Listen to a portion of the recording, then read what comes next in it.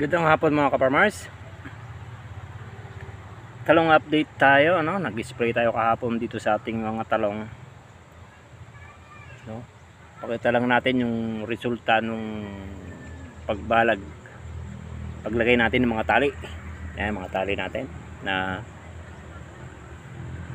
balag natin dito sa ating mga talong. Gumanda yung daan, maluwag. No?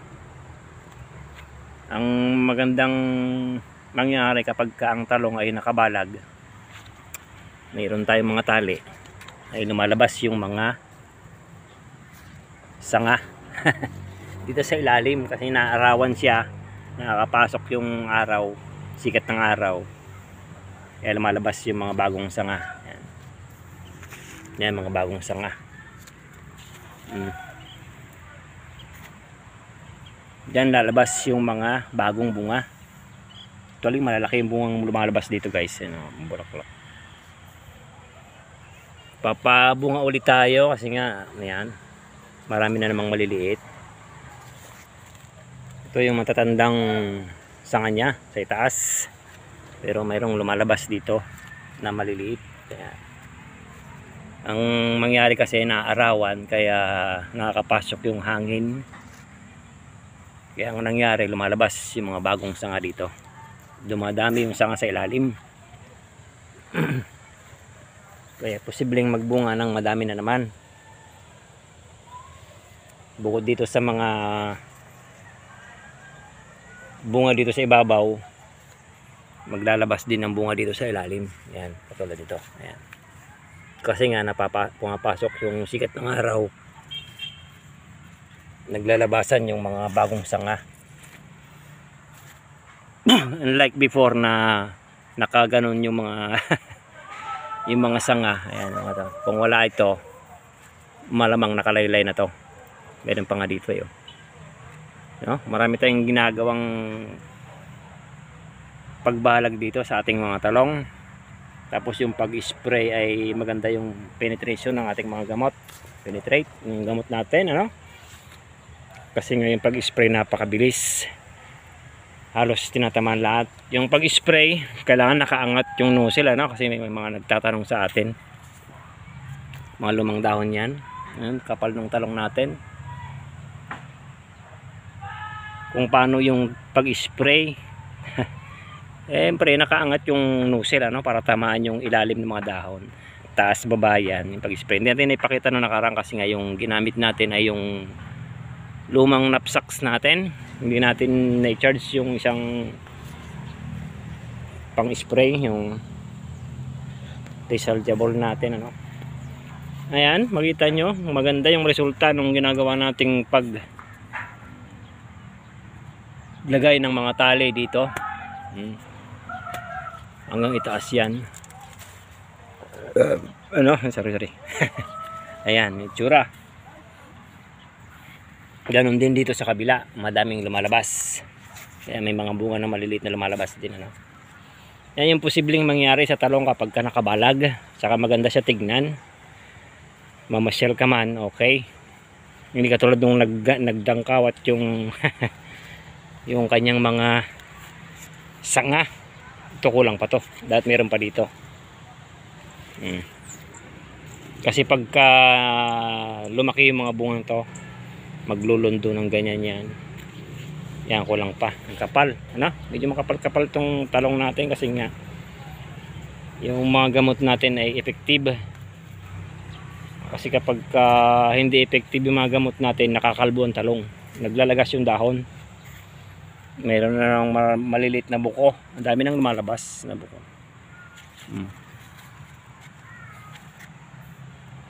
Ayan, o. Tapos ang maganda, maraming lumalabas doon sa ilalim. No, yan yung resulta ng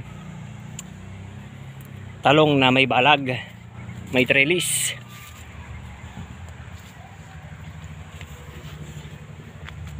Hindi nagkalat yung mga sanga. Although hindi tayo nagpupruning, ano, minsan tinatanggal lang natin yung ibabaw, katulad noon. Ito, medyo may mataas siyang part, tinali kasi natin. maaari i-pruning na lang natin dito para minsan nagtatanggal lang ako ng sanga dito, ito puputulin, tapos dito lang sa baba magpawan para hindi naman umangat ng umangat kasi nasa alambre na siya. Pero marami pang bunga, kaya ay maraming bulaklak, kaya hindi muna natin tatanggalin yan. Siyempre pag ganito kadami yung mga sanga, hindi tayo nagpo-pruning, hindi tayo nagtatanggal ng sanga sa ibabaw. Ito, ang daming bunga ngayon, ayan. Expected sa mga susunod na linggo ay marami tayong ma-harvest. Ang ginagawa kong pakain ay siyempre loaded din, ano. Minsan nagpo 4 days gap ako sa pagpakain dito, yung abono natin, para yung mga bunga ay talagang malalaki naman. Kung ganito kakapal, kukunti lang yung talong natin pero maraming siyang sanga, madami din mga ani. Yan, naglalabasan na naman yung mga bunga, tapos yung calyx ay napakaganda, no. Yan ang resulta nung paggamit natin ng mga Solomon, Lanet para dun sa trips, no, para dun sa ating mga beginners na magtatalong. Yung pag-spray kailangan nakaangat yung nozzle, ano, nakaganon, tapos taas baba para makapasok, matamaan yung ilalim ng dahon. May mga matataas na tayong talong dito, pero yung mga talbos ay mga sariwa, ayan, kasi yung pakain natin ay maganda. Siyempre importante yung patubig. Napaka-importante na, buti may irrigation tayo dito, malapit lang yung ilog dyan. Kaya ang mangyari, kaya yung talong ay dami pa rin bulaklak, ganyan itsura, ano. Pero ngayon ay ubos na yung bunga niya. Nakapitas tayo isang araw, kukunti lang napitas natin pa isa-isa kasi halos maubos na natin. Ito nga, bagong bunga na naman to. No? Para maalagaan lahat ng bungang malilit na to, magtuloy yung mga bulaklak, hindi malagas. Minsan nagpo 4 days gap ako sa pag-abono. Pag naharap naman 4 days gap, pag medyo maraming trabaho, nag-weekly tayo. Pero sa ganitong itsura, ganito kakapal, pinipilit natin mag 4 days gap. Kasi mangyari kapag hindi nasustentuhan yung mga nutrients, ay sigurado maliliit yung bunga nito. Kasi sa kapal niya, sa kapal nung mga sanga, ay nako, mahihirapan siyang palakihin yung mga bunga, no? Para yung mga bungang ganito kalalak maliliit ay lumobo naman, maging primera, no? Kapag kulang kasi sa pakain, karamihan ay segunda, no? Yan itsura ni talong ngayon, medyo padilim na. Nagtinda kasi tayo kanina, guys. Yan, talong saka pipino tininda natin, saka sitaw, kunti lang yung sitaw natin. Yung itsura, no? Kasalukuyan na namang dumadami yung bunga. Bali ilang week tayong nagkapitas dito ng bugsuan, ano? Maramihan yung pitas, halos every 3 days tayo namimitas, every 2 days, halos araw-araw na kami nagtitinda. Ayan mga talong, ayan mga bunga, lalabasan na, halos nabubuhay niya lahat yung bunga niya kasi nga maganda yung mga pakain natin. Triple 14 saka urea pinapakain natin para yung mga talbos ay sumariwa. Ayan, mga sariwang talbos, gumanda yung mga bulaklak, dumami yung bulaklak, dumadami na naman yung mga bungang maliliit na lumalabas. Alaga sa gamot para maganda-ganda yung harbisan, ano? Hindi naman magkauod, hindi magkaroon ng gas-gas. Yan, para yung mga calyx ay ganyan. Solomon, Lanet, Brodan, ginagamit natin, gold, ano? Resulta nung pag trellis natin, paglagay ng trellis, para yung maganda naman yung itsura nung daan.